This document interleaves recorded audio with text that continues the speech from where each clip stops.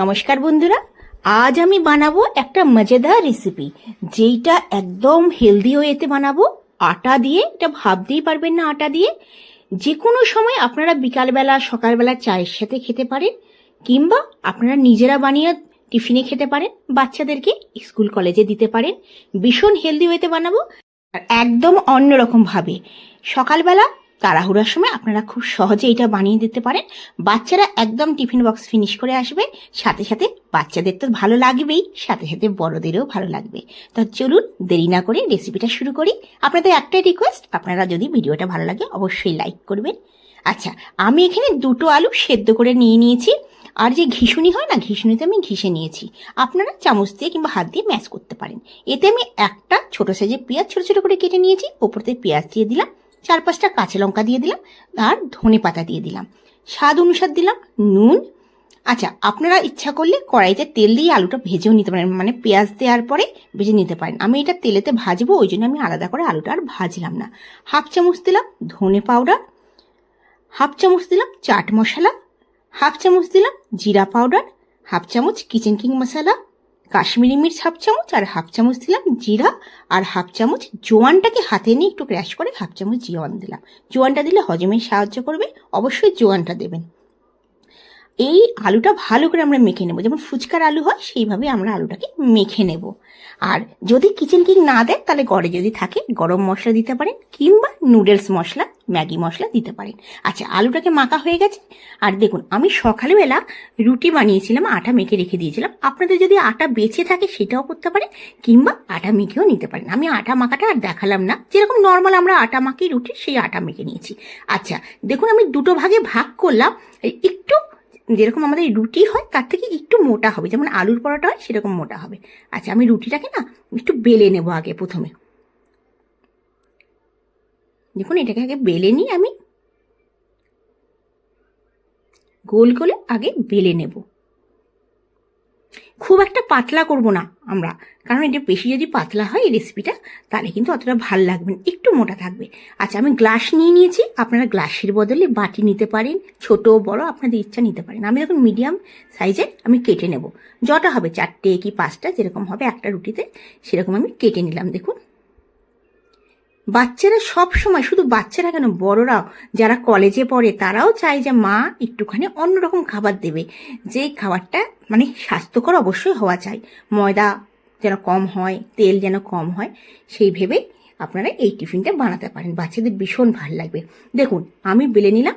এবার ছোট্ট ছোট লুচির সাইজের হয়ে যাবে। এবার আমি আলুর পুরটা ভরে দেবো।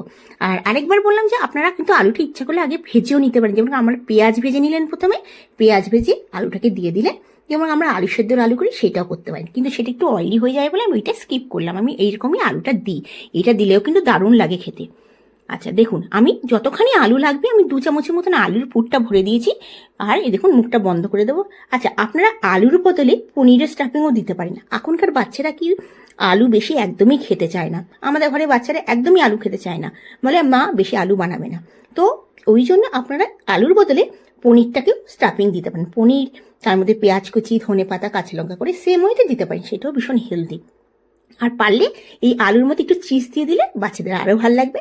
দেখুন, আমি ভালো করে বেশি করে ভরে নেব আলুর পুরটা, 2 চামচের মতন আলুর পুরটা ভরে নিলাম, আর ভালো করে মুখটা বন্ধ করে দেবো। দেখুন, আমি সবগুলো দেখুন করে নিয়েছি এরকম করে।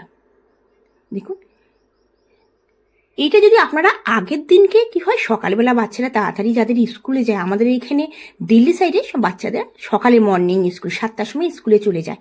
তো আচ্ছা, আগে আমি এখানে 1/2 কাপ দিলাম আটা, 1/2 চামচ দিলাম হলুদ গুঁড়ো, 1/2 চামচ দিলাম কাশ্মীরি মির্চ, 1 চামচ দেবো তিল। এখন একটু গরম, একটু তিলটা একটু কমই দেবো। শীতকাল হলে 2 চামচ দিলাম, 1/2 চামচ তিল দিলাম। আচ্ছা, আপনারা চাইলে এর মধ্যে একটু ধনে পাতা কুচিও দিতে পারেন, আর চিলি ফ্লেক্সও দিতে পারেন। আমি চিলি ফ্লেক্সটা দিইনি, বাচ্চারা খাবে বলে। আর দিয়ে ভালো করে জল দিয়ে ব্যাটারটা বানিয়ে নেবো। আমি কিন্তু একদম হেলদি ওয়েতে বানাচ্ছি, আমি কিন্তু এটাতে আটার ব্যাটার করলাম। আপনারা চাইলে এর মধ্যে আটা না দিয়ে কর্নফ্লাওয়ারে ব্যাটার করতে পারেন, কিংবা ময়দারও করতে পারেন, কিন্তু আমি ময়দা আর কর্নফ্লাওয়ার পুরো স্কিপ করেছি, শুধু আমি আটা নিয়েছি। 1/2 কাপ আটাতে সমস্ত একটু কাশ্মীরি মির্চ, হলুদ পাউডার সব কিছু মিশিয়ে নিলাম।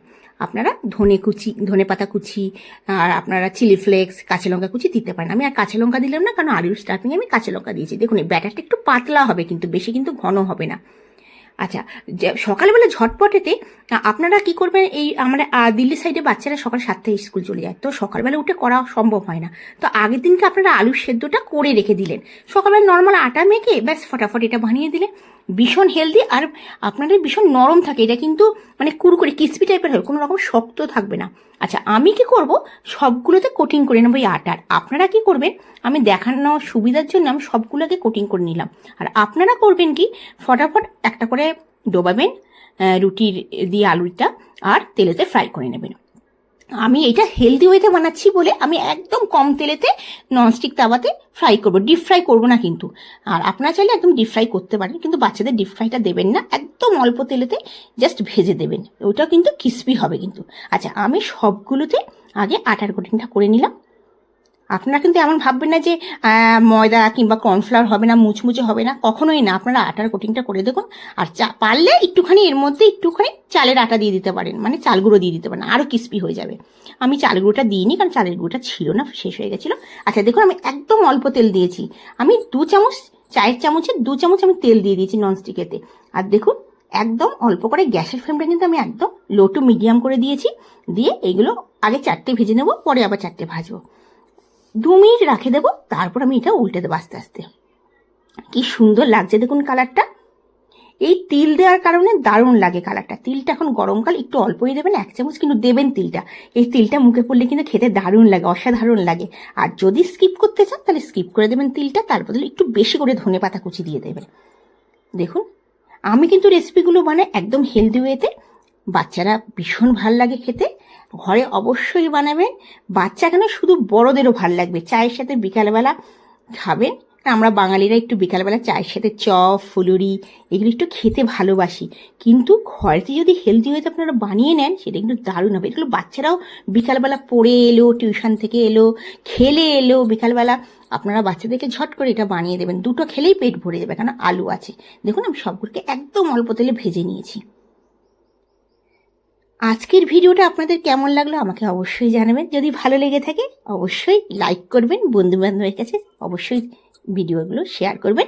আর যদি আমার চ্যানেলটা ভালো লেগে থাকে আপনারা অবশ্যই সাবস্ক্রাইব করার অনুরোধ রইল। আপনারা ভালো ভালো আমাকে কমেন্টস করেন, আমার ভীষণ ভালো লাগে। এবং আপনাদের সবাইকে ধন্যবাদ আমার পাশে থাকার জন্য, ভালো ভালো কমেন্টস করার জন্য।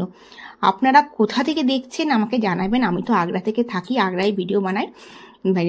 আপনাদের ভালো লাগলে অবশ্যই কমেন্টসে জানাবেন। অনেকেই কমেন্টস করছেন, খুব ভালো লাগছে তাদের কথাগুলো শুনে, তাদেরকে সবাইকে ধন্যবাদ। আচ্ছা দেখুন, খুব দারুণ লাগছে, একদম হেলদি ওয়েতে কম তেলে আমি বানিয়ে নিলাম এই রেসিপিটা। আপনাদের ভালো লাগলে ঘরে অবশ্যই বানিয়ে আগে বাচ্চাদেরকে দেবেন, নিজেরাও খাবেন, তারপর কমেন্টসে জানাবেন। আপনারা ভালো থাকবেন, সুস্থ থাকবেন, এই কামনা করে আজকের ভিডিওটা শেষ করছি। আবার আসবো নতুন দিনে নতুন ভিডিও নিয়ে। ধন্যবাদ।